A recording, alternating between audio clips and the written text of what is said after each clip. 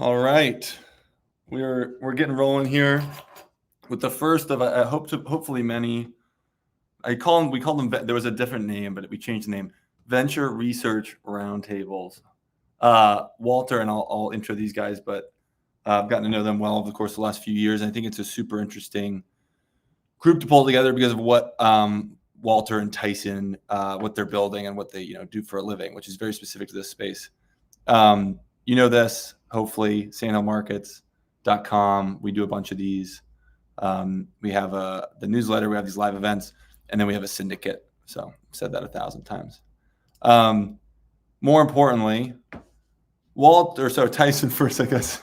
Tyson's CEO and one of the co-founders of Notice, private market pricing platform. We'll see a lot of it today. It's actually where we'll then kind of center some of the conversation. Walter actually has some data in there as well, which hopefully we'll get to see. If you're in venture at all, pricing is kind of a funky thing, right? Like what's something worth? We see these headlines, but maybe it's not worth that after the fact, or how to get worth that. It's not like the public markets. Notice gives this cool experience of it almost being like public markets, at least from a research perspective, being able to log in, check on a price. And so I've talked about them before, but we'll see that platform a bunch, and we'll kind of talk around it, which I think is going to be a cool way to center things. Before this, and I think I've introed him before, but before this, he was active in the space at Fideras, advisory service, late stage private tech company. So he was a practitioner before he was a data slinger and a platform builder. So he really knows his stuff there. And he did some really cool like social entrepreneurship stuff before that in Africa. You see the little note down there about it. And then Walter, who's been on here before with me and needs a new headshot. Sorry. I see him smirking on the side. But he is the co-founder of Sacra, great research platform. We've used it a lot. We talk about them a lot. And they put out long form reports as well as revenue numbers on private companies. It's really valuable if you're an investor in the space, as we are. And they've got a bunch of fancy clients and big investors who use them, including Notice, which we'll maybe show off today a little bit. And before that, has been in startup land for a long time. Has done a number of different things. I've done this. Animals, now Sacra. Animals is still going. He's a enterprise marketing. He'll do a better job. Enterprise marketing focused agency. Yes. And then he's also an investor in a bunch of different stuff. So without further ado, quick intro. We'll get this down. I'll hide this. I'll hide that. Hey, guys. Hey, what's up? You guys have both been on before, right? Like in multiple. This is and maybe this will be, depending on how this goes, maybe it'll be a recurring thing. Yeah, we were on together. Yeah. How long ago was that? Was that when I remember the secondary conference thing? Was that when it was? Yeah. What was that? 2022? Yeah, before after secondaries were cool the first time, and now before they're cool now this time, I guess. Yeah, we should probably do that again. Actually, that was actually pretty productive, I thought, or at least for us. A lot of people showed up to that. Well, I guess, guys, and I did really poor intros, and I'm kind of assuming that a decent amount of the audience has kind of heard about you guys before, but that's probably not the best way to approach it. Walter, you guys want to do quick intros, and then we'll start to get into some of the fun stuff? Yeah, let's do it. So I'm Walter. I'm the co-founder, CEO of Sacra. We do fundamentals-oriented research on pre-IPO companies, growth companies, and then so my background, I used to be a lawyer. I moved to New York City for the first time in 2009 during the financial crisis. I worked on Lehman bankruptcy, and then quit my job and started my first company in 2011. And it was like like a remote. It ended up becoming like a remote daily stand-up tool. And we grew that and sold it in 2015. I started a marketing agency, and then got a little bit tired of that, and then started some other companies, and Sacra's one of them, and also do some angel investing, etc. So done some secondary deals. So immerse myself in the space, so yeah, super excited. Just like I really enjoy like the whole thing around building companies, and I just think it's fun. So yeah. Here we are. Tyson, you want to do similar? You did a great job introducing me, man. I'm not sure I have much to add. I mean, I think yeah, you nailed it. I mean, I just spend all my days and nights working on Notice now. Before that, was in Africa for a while, and when I came back, I was so tired. I didn't have time. I didn't have enough energy to start something else. I was just too tired and exhausted. And I thought I'd do there for like a year. I was there for 5 years. So when you go to do something in Africa, just like 5 times the time you think it's going to take, and you still won't get it done. But yeah, and just kind of found the space through friends and people just needing help, and brokered for a few years, and just felt like, man, there's so much recreating. It's just so much inefficiency here and lack of understanding, and decided to jump into Notice in mid 2021, and we were trying to build pricing. We weren't sure we'd be able to, and we weren't sure it was possible, and we thought we'd have all kinds of sophisticated AI and ML and all this stuff, and it turns out there's just not enough data for that, so you have to get like more heuristics driven. But yeah, so we work on Notice, and we really just want to help make sure everyone knows what everything might be worth right now, because just saw too many people getting taken advantage of when I was doing deals back in the day, not by me, but by other people. And it's just not, just to be clear, Walter, in case you were thinking that I was out there taking advantage of people. Yeah. No, it's funny. When I was a broker, people kept telling me, like, even when I know what I was doing, they're like, you're such a good broker. And I'm like, how that, I don't even know what, like, I'm on calls, I don't know what half the words mean. Like, there's just no way I'm a good broker. And it turns out that to be a good broker, you just don't lie. And if you just don't lie, you're just like incredible in this space. Like, it's like, man, gosh, you told me you were going to do that thing and you did that thing. And I'm like, yep. And they're like, you're great. Let's keep working together. I'm like, okay, sounds good. Hey, I told you not to tell anyone that I was the seller, and you didn't tell anyone. I'm like, yeah, I know. Oh, hey, you're awesome, man. Okay. So that's anyways. But yeah, so that's what I'm working on now, is Notice. So. Yeah. It's funny, I've made that similar joke. Well, I feel like in the secondary space, in like late stage private markets, or late stage venture, in the secondary space specifically, like, is so wild westy. Then like that, there's so much kind of gray area, and pricing having been a big part of that, right? Where there was when we first got into the space and first kind of started learning about it, when I guess, I don't know, like in the 2022 or something like that. And even then, Notice was very new. Like, and Notice being like now a real, like, before you could just check Notice for pricing, if you didn't have brokers that you trusted that you could call, or other people who are really active in the space, you just didn't know if you were getting your face ripped off or not. Just period. Right? Like, it's just, and so like, because there actually wasn't and I think it's such a interesting thing about kind of the market. And then even with last time round pricing stuff, like, things move, and we'll get into the platform in a second, I guess. But it's very different. I think ultimately, and Walter mentioned the thing about, like, the stuff that he likes, and been hanging out kind of in startup land for a long time. And I made the decision, having stumbled into the secondary stuff and the late stage stuff, made the decision to like hang out here despite it being a mess, because it's also like probably where there's a lot of opportunity. Sure. Like, things that, as someone who was a former like investment banking intern type, like, much more like institutionalized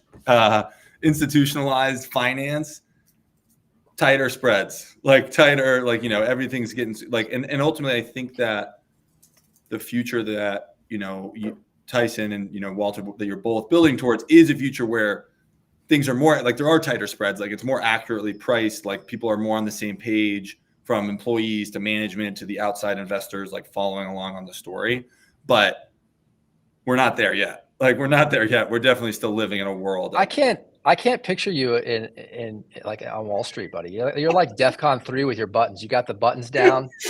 You're just tan. You've been outside, you know. This one seems too tall. This is a shirt. It's this shirt. No, this one's too tall. Yeah. Well, that shirt wouldn't fly in the office, I'm pretty sure, wherever it was. Yeah, see, that was my options here. What are we talking about? Yeah. Now you look like Pee Wee Herman. You're absolutely right that I didn't necessarily fit in that scene, but it was a good couple summers anyways. But to get into it a little bit, I think Tyson, we were talking about it before and like how to orient the show and stuff. I think that having Notice, having you drive on, and sharing your screen or whatever to show Notice and talking around some of the trends there is a really cool way to handle it. And excited to see it. And because in Walter, I guess while he's setting that up, because you guys just plugged in some of the revenue data there. Tell me a little bit about that. Yeah. Not to turn this into too markety, but super excited because so we have a revenue API that has I think the best revenue data on private companies, pre-IPO companies, and Tyson and Notice, they just integrated us into the platform, which is really, really cool. The way they're using it. We think like pricing data combined with sort of fundamentals oriented data on companies can give people a chance to do deeper analysis on this stuff than they have been able to in the past. Where are you getting the revenue data? 100%. Yeah. So we basically get it from three places. So we get revenue data directly from companies, and then we also get it from public sources. Public filings is a big one. Filings, and then also milestone announcements, lawsuits, etc. And then there's this sort of like back channel information, or sort of like this hybrid information. Early employees, early investors, other folks who are knowledgeable. And then we kind of one of the things that's unique about us is that we build like a model. Rather than just use some random proxies, like take headcount and multiply it by 100,000 or whatever, we like actually build a model like you might if you were, an analyst at a VC firm or something like that, or associate. And then we kind of like make it make sense, make it coherent, show it around to other people, get feedback, and that's how we build it out. Cool. The number one thing that we get asked when we talk to like families and funds and groups that want to use Notice, the Notice Pro data, is like, do you have financials data? Do you? And I'm like, man, it's really bad. It's hard to find, And then when Walter told me they were, you guys had the API and everything, we were like, yeah, let's do it. I mean, it's a huge need for people to better understand. And I think that's, so when we, I know Walter, you guys work with other folks, they use the data, and that's great. It's good to get the word out there so people can know what's going on. But I think for us, our view on it is just that this data is so powerful and it's so important for understanding how these companies fare versus public competitors or other private companies, and like being able to compare and try to make apples to apples comparisons where possible. It's very fuzzy, right? Very fuzzy, but better than nothing, right? And so that's kind of the approach we really wanted to like do right by the data and do the best that we could to offer and kind of add to it, not just republish, but also contribute to it as well, and see if we could help with that mission. So yeah. No, I love it. I love it. And I'm just super excited about it. And it's like, it's useful kind of like context, because when you do comps and stuff like that, otherwise you kind of, you look at these numbers in a vacuum and they don't really mean anything. So a lot of it is, it's a kind of about the numbers, but then it's also about just using it as a window into better understanding the business. Yeah. For sure. Tyson, you want to tell us what we're looking at here? Sure. Yeah. So this is a 50 company weighted index. And so we go and we look for 50 of the largest companies that are actively traded in the secondary markets. And I don't know if I need to explain, but like secondary markets, meaning that like, these companies raise money from venture investors, that sets a price, a valuation, a price per share, and then they will trade hands sometimes. So early investors will sell, or early employees will sell. And so there are these transactions that occur, or there's hopeful sellers or hopeful buyers and this data and things like that. And so we'll look for active companies that have activity there between funding rounds, which can be like years apart. And we find 50 that are active, that are large. And we have certain criteria. There's a like methodology document that you can, if you're really into that kind of stuff, you can read about it. But and then we track these companies over time. And so we've tracked them for for quite a while. And you can kind of see how things are going versus, the public markets. You can see here's the max, and then you can kind of like look at it versus the NASDAQ and see, got a little frothy in 2021. The blue line is the private markets. Tiny Wee bit, little over the skis. And then you can see that obviously the pink line is the NASDAQ, and they've kind of, I'd say, what is this, mid 2023 seems to sort of be tracking. And then now you've kind of got, most recently, the NASDAQ has taken a bit of a hit, and you still have the private markets sort of being fueled by AI and stuff like that and continuing. And so, if you look at it on a monthly basis, the last month, private markets are up a little bit more than the public markets, or at least the triple Qs. It can be a useful benchmark to understand how private markets are doing. And then kind of ask the question, well, what's driving this? What's driving the private markets? Like what are the companies that are driving this thing forward, and how are they doing versus the market? So it is up. It is up over the last month. It's up a little bit shy of 9% versus the NASDAQ, which is 4.9%. And a lot of it, as you might suspect, a lot of it's been, AI driven stuff. So you can see, AI came out of nowhere and it's 27% of the entire index now, which is just insane. So context wise, like timing wise, in 2021, like it was none of the index, right? None of the percent, like nothing. Yeah. And now, the aggregate market cap of the constituents in the index is almost $1 trillion, and a trillion,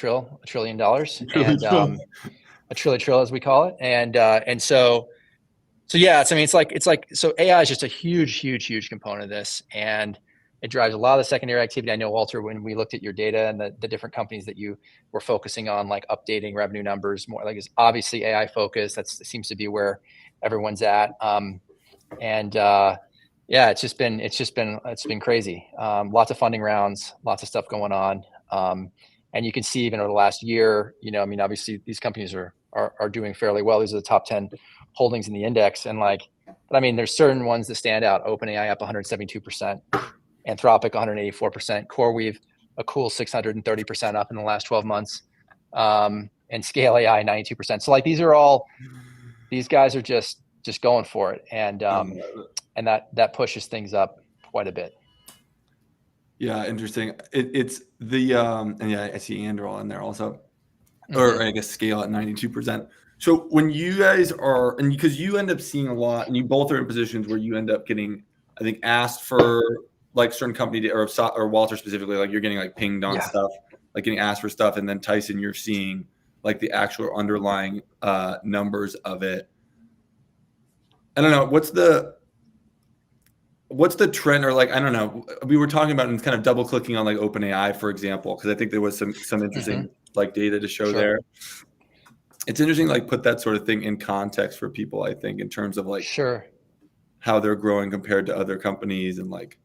Yeah, it's been a bit of a rocket ship, and we see trading activity come in here around that funding round at $29 billion, and then there's trading activity here at $170 a share, which is like just shy of 100 billion, and now there's talk of a $150 billion round like 6 billion on 150. So, and you've got sellers coming in at that threshold already, just looking to take some off the table. So these funding rounds drive a lot of secondary market activity. Secondary market activity, kind of art imitates life, imitates art. Where they're looking at the secondary market saying, well, where should we price this thing? And then and so definitely feeds in the activity. You can look at, the employee counts are just off the charts, right? So it's like tripling in size over the last year. This is OpenAI. We know this is happening. It's kind of crazy to see it in the numbers. And when you look at Walter's revenue data, you can see that, revenue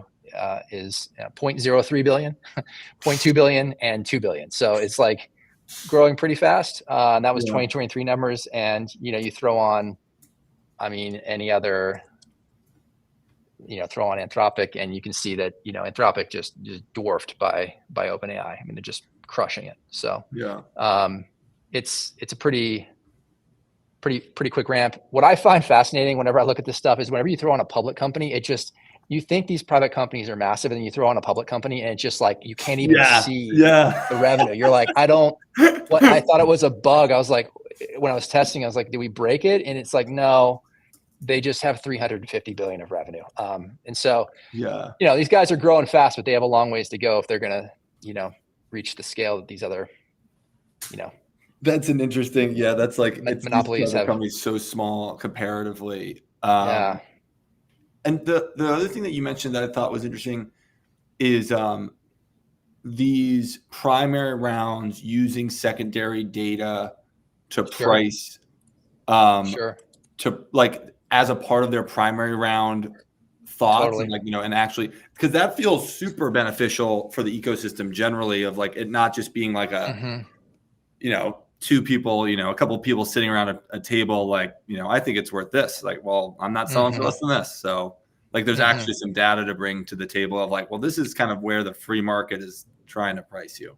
Sure. Yeah, that definitely gets used in conversations. We'll see rounds that are a lot closer to where the market's been. Yeah. Recently, it seems too close. And there's cases where where that doesn't happen. Maybe they're hitting numbers that no one knows about, or no one wants to sell because it's doing so well, and so there's more of a surprise factor. But yeah, there's definitely cases where, even like on IPOs,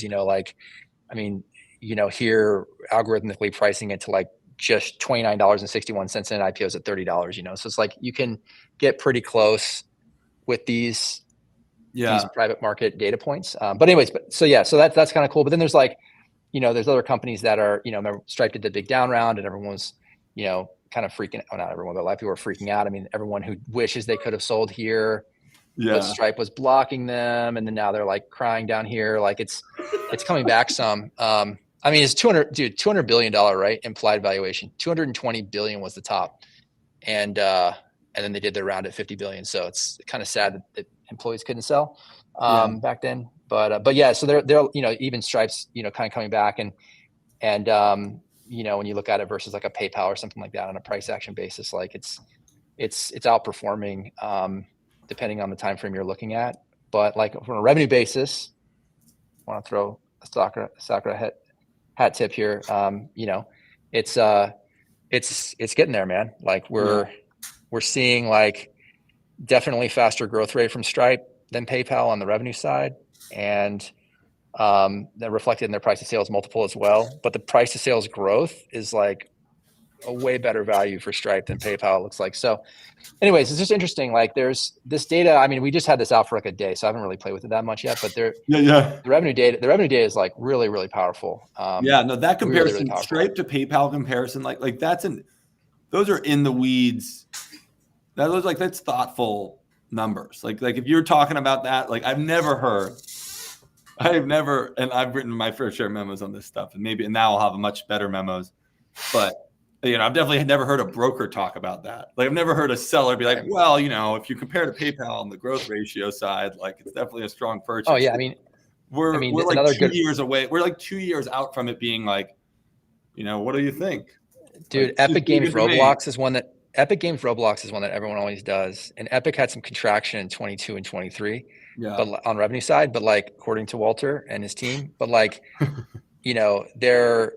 anyway, so it's fascinating to be able to do this really quickly, and it wouldn't be possible without Sacra's modeling and team. So super thankful that thanks, man. Those guys it's awesome to see this in action. Because we do research and we publish our own research, but to empower people with tools to like play around with it and do their own research, as they say, is really cool to see. So that's like one of the things we're really, really amped about. Yeah. No, God, that's super interesting. Epic specifically is an interesting one. I feel like because Epic was a pretty easily traded name. Like Epic stopped playing the like, oh, no one gets to buy it.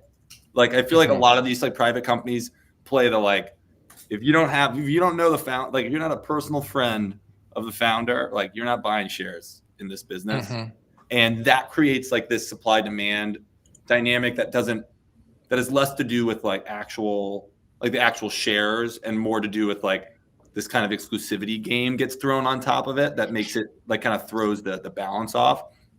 Epic Games, my understanding, and I wasn't like in the space in like the boom days of Epic Games. Like I came in when like nobody cared about Epic Games, and it was like easy to get and everyone's got it, and it's like, oh, the price is down.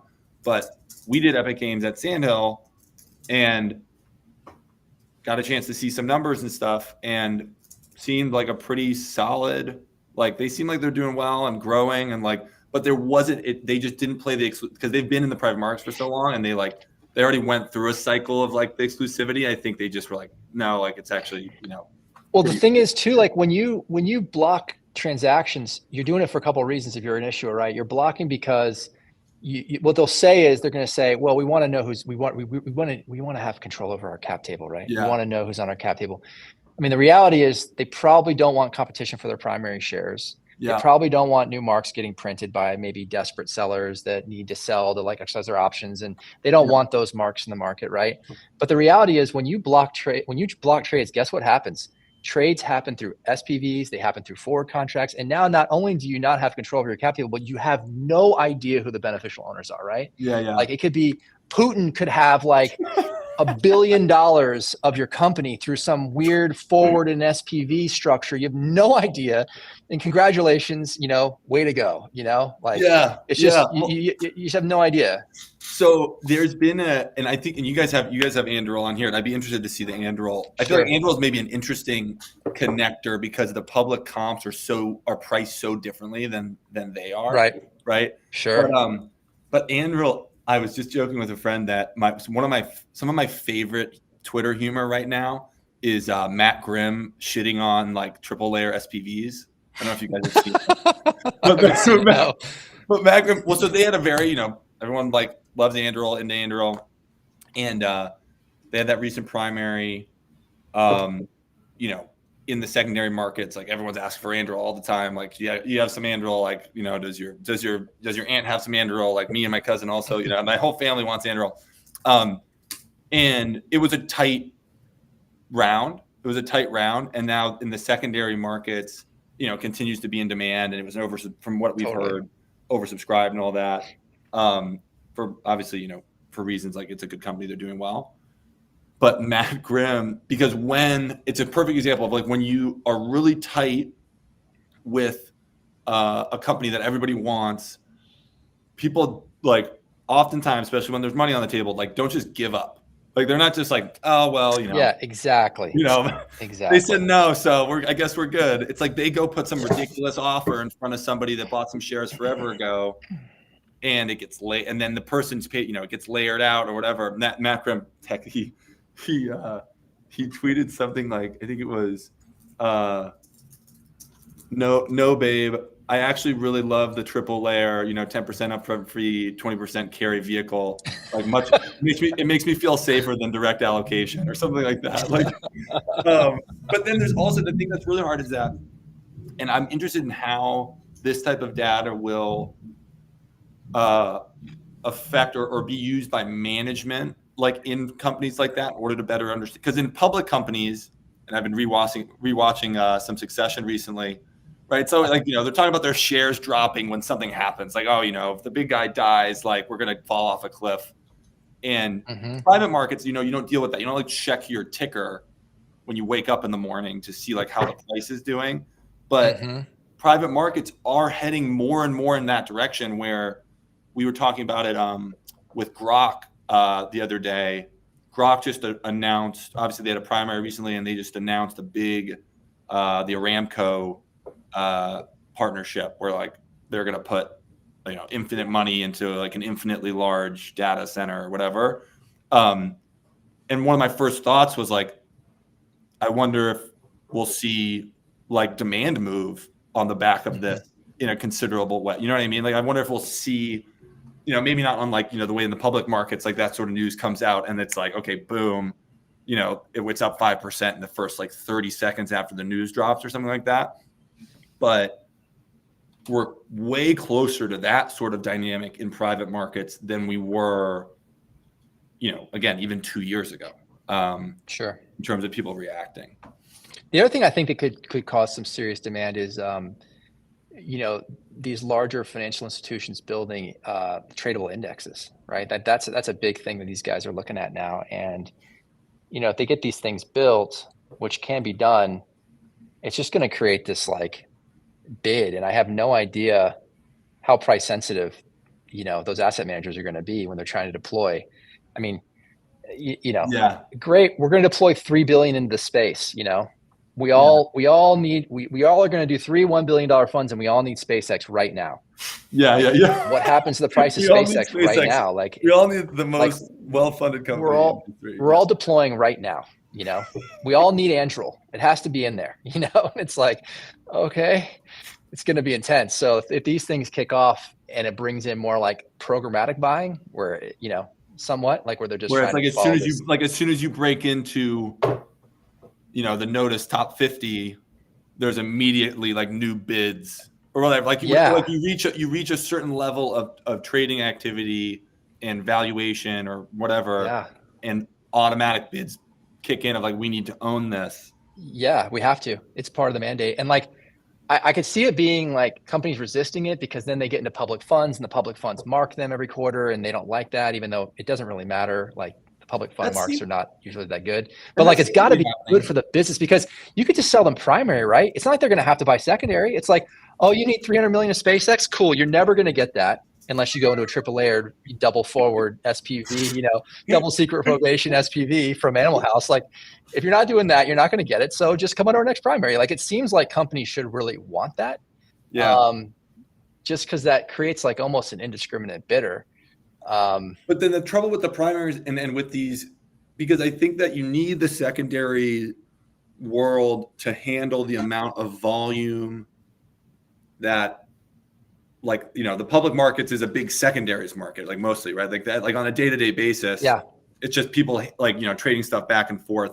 Because in a primary round dynamic for these big companies, it's like you have early investors whose a lot of their like fund models are built around, continuing to invest after. And if all of a sudden it's like, oh, actually, no, like, there's another bid on the table from a public market fund who's going to put, 100 million in at literally, they do not care what the price is. Like they have a mandate to get it. Yeah. That's just a different, and it goes back to what you said before, or that you showed before about Alphabet versus OpenAI.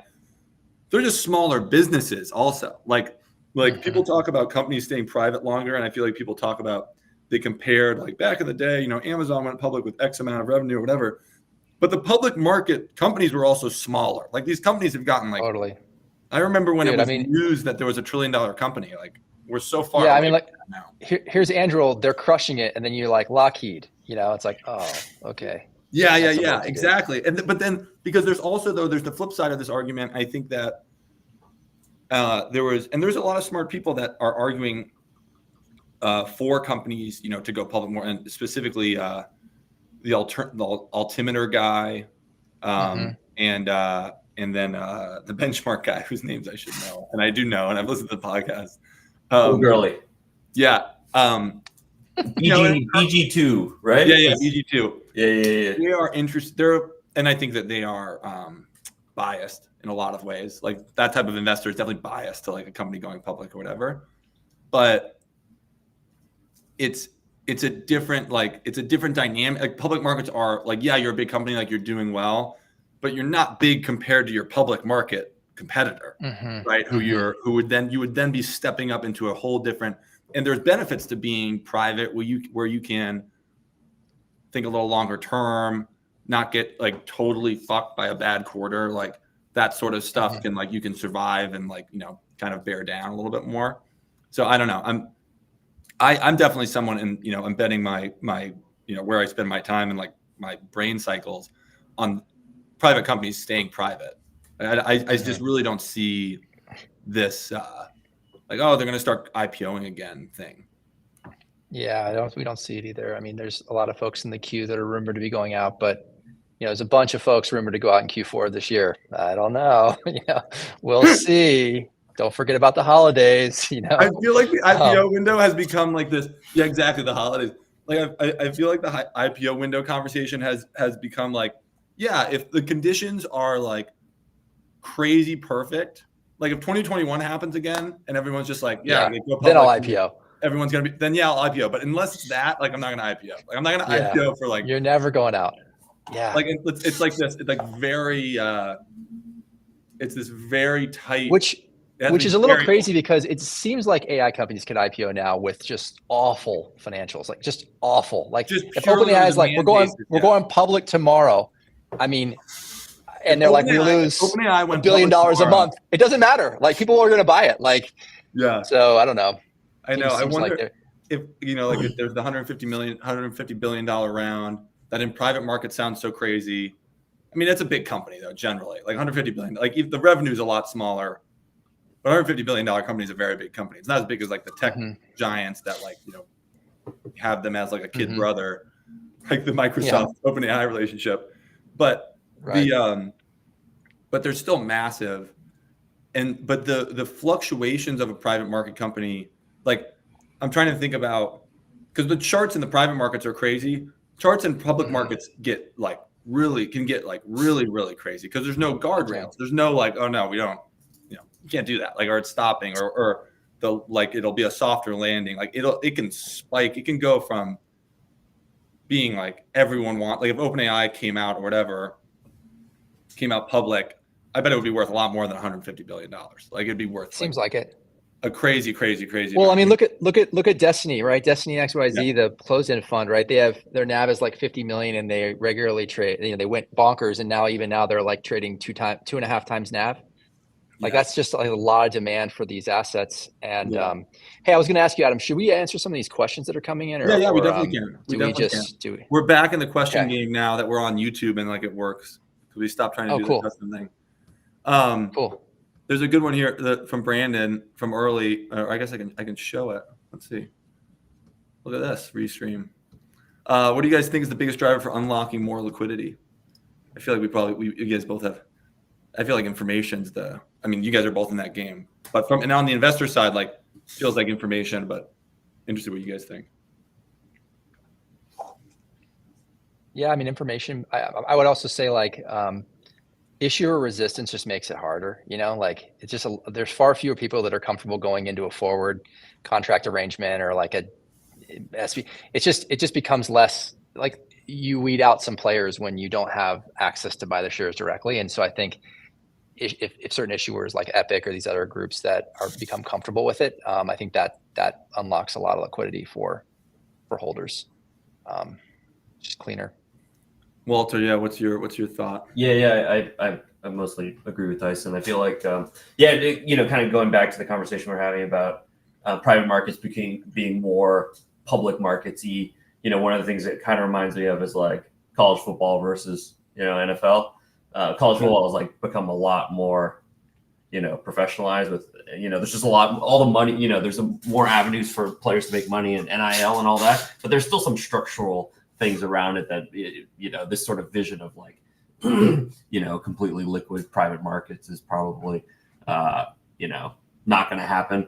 So I think there's still going to be meaningful distinction, obviously, between public and private. But yeah, as far as like, where we're kind of like focusing our time is more information and using that to drive more participation.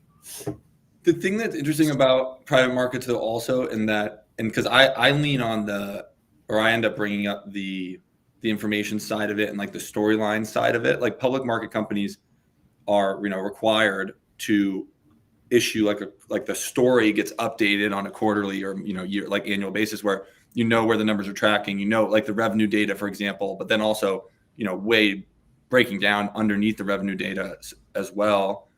And that I think it makes, because in the big names, your OpenAIs, your SpaceXs of the world, like very few people who definitely are buying in the volume, actual count of buyers that have bought SpaceX over the years. I would bet that the percent that have actually seen the financials is pretty small. Like from a count, like number of holders compared to like number of people that have actually seen like the detailed financials of the company. But everyone knows that story.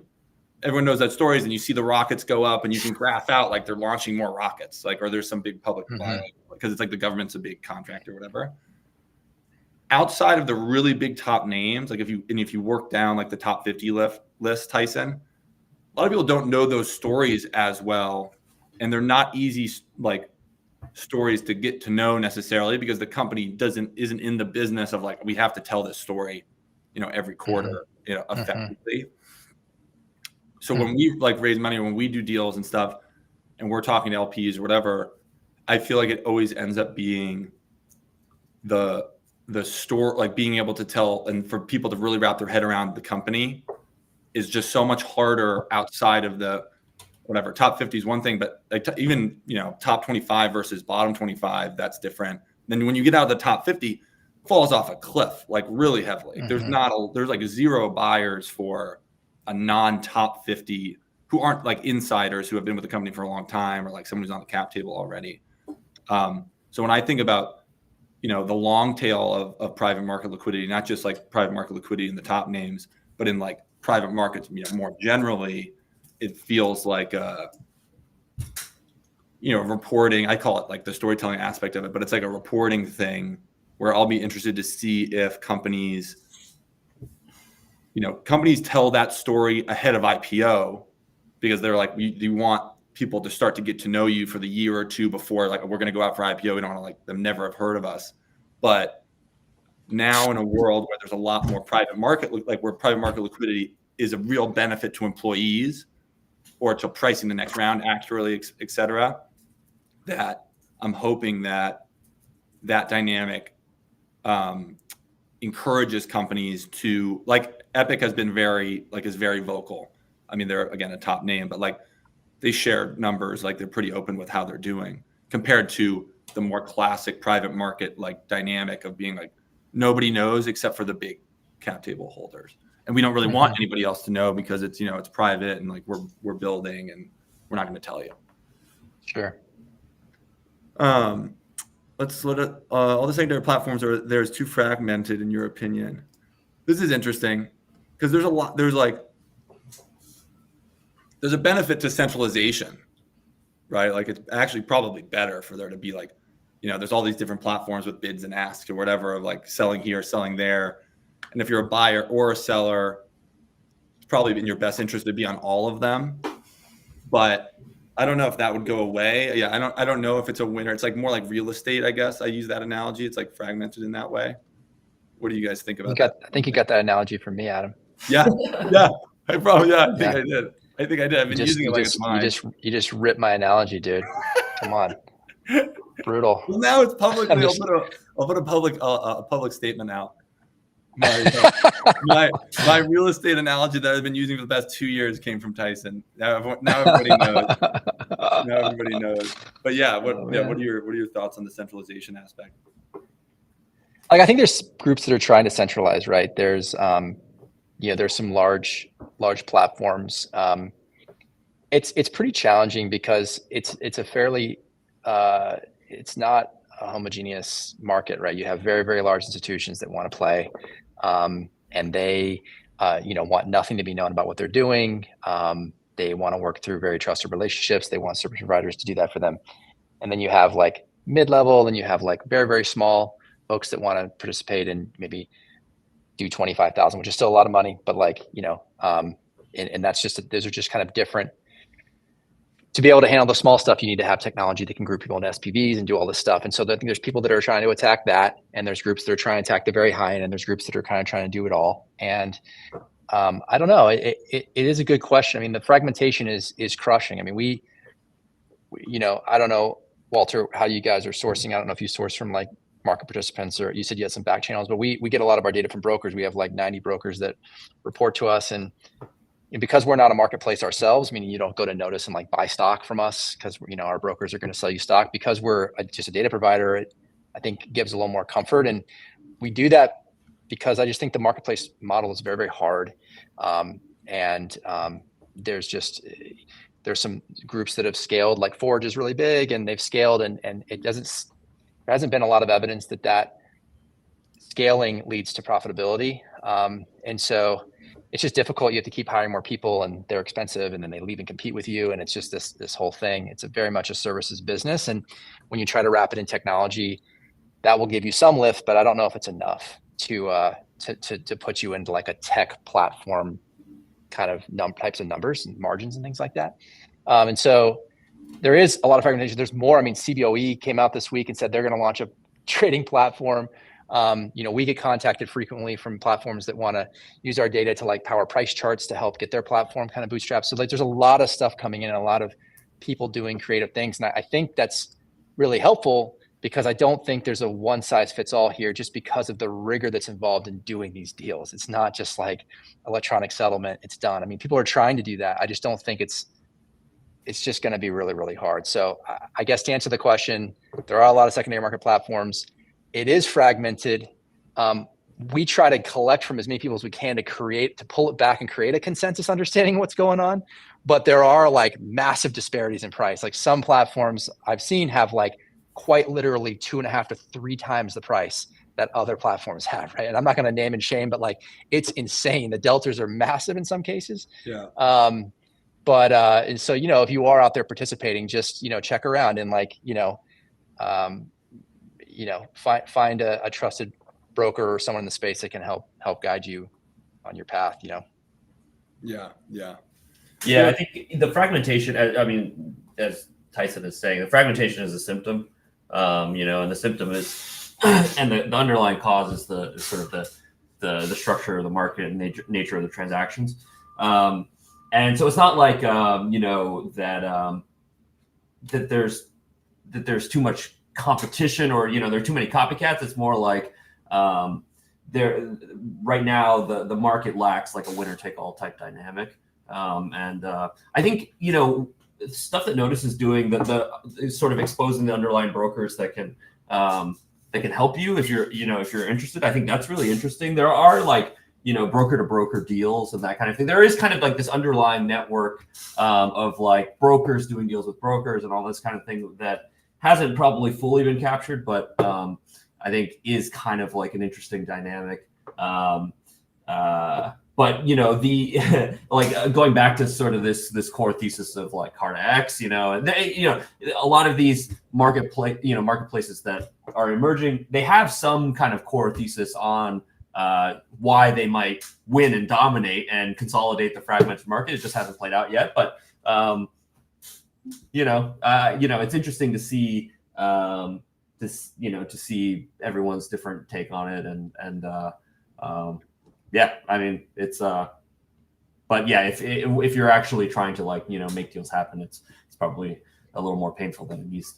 It is painful. It is. And I would just say, I think you're right. And Jesse, you have a follow-up question. What's the best one right now? Honestly, I would say check out as many as you can, but Walter alluded to the fact that we've got brokers on Notice that don't work for Notice, that are independent, that contribute data to us. And we rank them based on the number of deals and the volume that they've done. So if you see someone as the number one broker for Databricks, they're going to know the most about Databricks. And so what you avoid in doing that is, if you talk to a random broker, and I was a broker, so I can say this, if you talk to a random broker and you say, can you help me Databricks? The answer is always going to be absolutely, I can. And then you will work with them for some period of time, and you will find out whether they are lying to you or not. And the odds are that they are lying to you. So if you find someone who at least has traded Databricks before, you're probably going to be in a better position to know what's going on, what the process looks like, what the market looks like, and things like that. So, and nothing against the platforms. They're great. You may find the best deal on the platform for you, and that might be the way to go. But if you're looking for, someone to kind of just be on your side and be out there helping you navigate, then I would say go after the boutique brokers. I was one for a while, so I'm a little biased, but they tend to be pretty good. Yeah, and I think, to go back to Tyson's analogy on the real estate side, there are like brokers who specialize in a certain neighborhood. Like that's where they hang out. It's like, where they live or whatever. Like if you're a broker, you're a commercial real estate broker in Manhattan, you're a commercial real estate broker in Manhattan. Like it's what you do. It's the market. And in real estate, you can't really answer. You can still like kind of, try to move up and be like, oh yeah, we've done that sort of deal before. Or like, yeah, we could do that neighborhood or something that's like a little bit outside of your range. You're like, oh, I'm going to grow. But in this like purely digital and like online world that we live in, it's very easy to lie. Like it's very easy to get pinged by someone new and to be like, it's not as obvious. So it's worth, kind of going a little deeper and asking a follow-up question around like, what have you done here before? Like, and usually, I've learned this the hard way as well. Cause in the Sandhill days when we were first getting to know people on the broker side and doing some of our first transactions, ran into that a lot. Like brokers are super, the first conversation, I've never had a bad first conversation with a broker. It's always like, oh, everything's possible. They seem great. You have to be a really bad broker for that, or just an honest one, If you talk to a broker and you say, "Can you help me with this?" and they say, "No, I can't," that's the broker you want to keep. Exactly. That'd be because that means they're so busy, they're not going to waste their time. Your pricing is broken. You want too low a price. They're not even going to work on it. They're not going to string you along. Like, you want to find the right groups, and the platforms can be great sources of those, but they all work together, right? So if you go to a big platform and they have 40 brokers, you can talk to 40 of them and they're all going to tell you the same thing because they're coordinated in what they're doing. So if you talk to 5 independent brokers, they're going to say 5 different things. So you might get a little bit better understanding. There's another question here from Brandon, and I think that we've seen I'll let you kind of see it, or I'll read it out. The could test hypothesis info more participation at times. Have you seen an uptick in attempted deals via broker matching or some similar proxy as there's better pricing info? I guess that I speak to Notice specifically. I'm sure there's a lot of other factors that go into that as well. But have you seen, like, as a new piece of information comes out, like it generally kind of ticks things up, or any sort of, I don't know, that's finger in the wind type of a. Yeah, I mean, I could say that anecdotally, I've heard from brokers, and then I also I imagine this would happen because this used to happen to me all the time when I was brokering, and basically, like, I think it helps set people's expectations. So a lot of times, sellers are employees, and they hear something like, "I heard that someone got this crazy price, so I also want this crazy price, but I think it's the real price," and you're like. You're a broker, you're like, "Listen, man, I got it for you at half that price. That's the price right now, I promise." And then it's this whole like, "But I've heard this and that." Now you can look and be like, "Look, here are the trades that have happened. Okay. This is where the buyers are. I'm lucky to get this buyer to come into this deal. If you want to sell now, here's the price. If you want to wait, if you want a higher price, you got to wait." And that it just sets people up better to have their expectations managed. And they're not this fear of like, "Oh, I didn't top tick. Oh no," like that just kind of goes away. And it's like, "Look, man, here's what's going on," especially if it's a company that's been on a roller coaster and it was way up and way down and it's like, "Look, you can keep holding, but this is what's going to happen." I think the other thing that's been useful is just having tools to be able to discuss like exit scenarios on a share class level and helping people understand the pref stack. So they're like, "I'm going to wait until we get acquired." You're like, "Cool, you can do that. Here's what common is worth if it gets acquired at that valuation." They go, "Oh, that's not good." And you're like, yeah. So do you want to sell for more now, or do you want to wait? And so I just think it's really, these things are like kind of complicated, man. And people are busy coding and building things, and they don't, aside from Walter and I don't think there's anyone who, I don't even know if I can say we want to do that, but we are doing that work for people. It's like, it's gruesome. It's brutal. Like, it's not fun stuff. And so I do think, to answer the question after a long-winded response, is like, I think that empowering people with this information brings people that are more readily equipped to transact. They don't have pie in the sky ideas. And that saves a lot of cycles of just like empty conversations that don't go anywhere. Yeah. I think so. We had a similar experience with when we launched the auction model, the auction process at Sandhill that was live for like a few months. And the magic of that process was that it was a price that wasn't being told to you. It was like you saw it. Notice does the same thing. It's like the price is happening separate from the conversation that's being like. So the auction specifically, when it's settled out and bids get made, the price is the price because a bunch of buyers bid the price to there. Like, we don't have control over that. And that was so different than someone telling you, and now, someone telling you a price and you thinking like, okay, maybe I'll look at Notice, maybe I'll look but a lot of, employees don't, and buyers also on the smaller side, as you mentioned, like if you're institutional, you're putting a good amount of money out the door, you have money for data products, you have like research teams, things like that. then you come to the table. You should come to the table informed for the employees and for it's not their business to trade private shares, and for smaller investors who, again, it's not their business to trade private shares. It can be hard to you don't want to get in a lot of situations. You just want the fair price. People aren't traders. They're not like, oh, I'm trying to, squeak out a little extra for myself here. It's like, I just want not to get screwed is like the big, we're stepping up in the market where it's easier to not get screwed. It's still, the transactions are still a pain, but just a little bit of digging can let you know, are we way off here, or this person being honest to me?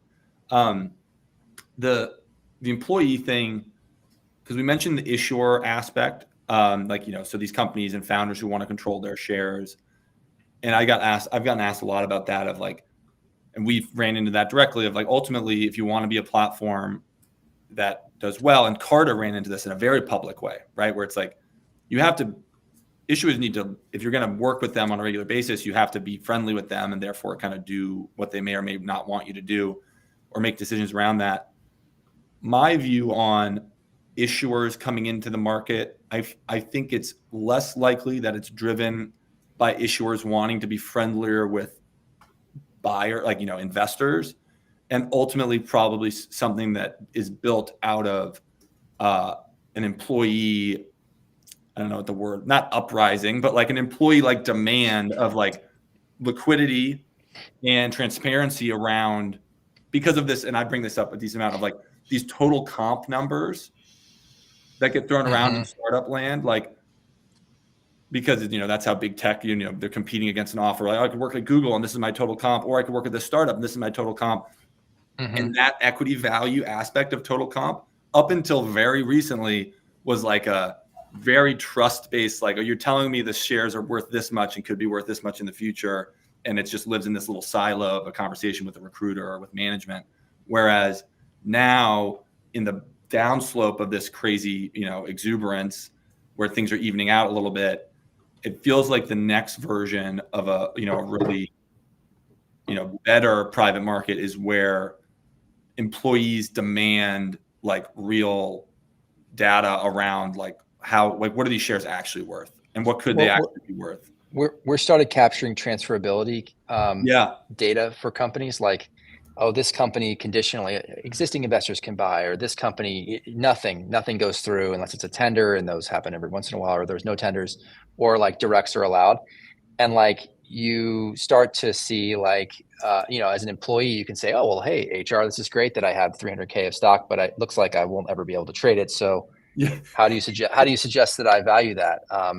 When exactly are we IPOing? And so I think that, that can kind of be, I don't know that that is going to exert much pressure on issuers, and they got to do what they think is right for the company and stuff like that. But yeah, I think that just employees going in with their eyes wide open, and also making decisions. If you want to go to a company that's doing well, just look for a company that's in demand by investors. They probably know some things. If you're indifferent between these three companies, go check out what the market looks like for them. It's, and maybe that tips the scale, There was a great project that got done by a guy named Zach Hargett, who's an early Loom guy, and he put it out as I think early.guide. It's not live anymore, but it was the Michelin guide to startup. And ultimately he asked VCs, what companies do you wish you owned more of? Top Midas list guys, who's your favorite company in your portfolio right now? Or what's a company that you missed out on?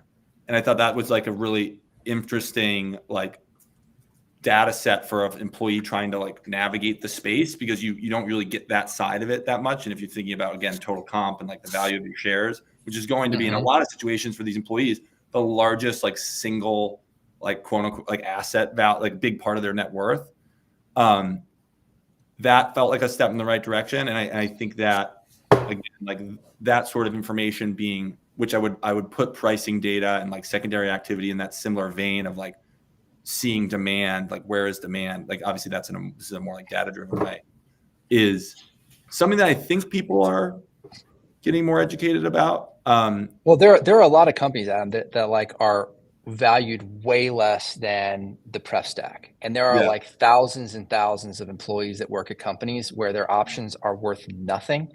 And we can talk about some other time because we don't have a lot of time now, but like we did a quick analysis, and I mean, just on the companies that we have access to, I think we calculate something like 40,000 employees at companies where the common is probably worthless. And it's brutal because they're working hard for equity that's worth nothing. They should be working at other companies that are doing well. But also the killer part is when they leave and they have that, oh no, I got to exercise my options. A lot of them are buying options, paying the money to buy the options, and then paying the estimated tax on that theoretical difference between their strike price and the 409A, which is, 18 months old or 9 months old, or, it's built on some faulty data, right? And like now they're basically paying this money into the company and paying this money into the Treasury, the U.S. Treasury, and it's worth nothing. So it's like you took a pay hit, you killed yourself, you scraped together some money, and then you gave all that money back to the company for something that was worthless on the way out. And like that to me, I don't know how that's not a bigger story. Like, yeah, it's savage. And I do not think these people know that is the case. We do our best. We don't have a very big microphone because we just build code and we don't do a lot of marketing, sadly. But like, I pitched a story to some journalist friends of mine, and like maybe they're just afraid of pissing off the companies. I don't know, but like it's borderline fraud. It's like if you're the CEO and you know this stuff's worth nothing and you're just taking their money, I don't know how you can do that. It's brutal. Yeah. Kind of a dark note to end on, but we'll leave it there. Sorry, man. It's true. We're talking about this like. Yeah, it's one of the biggest. I mean, I think that all of the investor stuff and like investors investing more in a smarter way, and ultimately people like at the high level, the execs selling shares and stuff. That's where I go back to the thing I was saying about I feel like the employee demands, or like that's where the pain I think is actually like where it's the most gruesome. Like some multi-million-dollar investor taking a 5 or 10% hit on the buy price, or being a little bit off. It's like whatever. Like it's a long-term hold anyways. Like you should be buying this stock with the intention to hold it for a long time. So like if you got in 5 or 10% off, like big deal. But the employee side of it is like actually really their lives, man. They need to go to companies that are doing well and leave the ones that are not, and they need to demand to be able to trade their stock, and or have a tender or something. So like, yeah, it's a topic for another day, but that is one that's near and dear to my heart, man. I know plenty of people who are just getting crushed. Yeah, and it's unfortunate. No, I agree. Guys, thanks. It was fun. I knew it would be. And I hope we'll get to do it again in not so long. I think that we're talking about doing this on a monthly basis, and I think for a very raw first version, I think this went which is my fault. So we're just gonna. Yeah, Adam did no prep. It was like, Tyson, just demo some stuff on Notice. That's basically what he said, guys. He just showed up. He's like, I have no idea. You're exposing me. I was playing the whole time. There was a product. We went through some names. We got to show off some new products. Like I think we didn't get to talk about Bolt today, man. Like we missed some really good, some really classy. Right. Yeah, you're right. Next time. Well, thanks, guys. We'll do. It'll be more buttoned up next time, I promise. And by the way, Adam's doing a great job. I'll button my shirt up too for next time. Okay. That's my other promise. Straight professional. Yeah. All right. Good seeing you guys. All right. Good to see you guys. Good chat, man.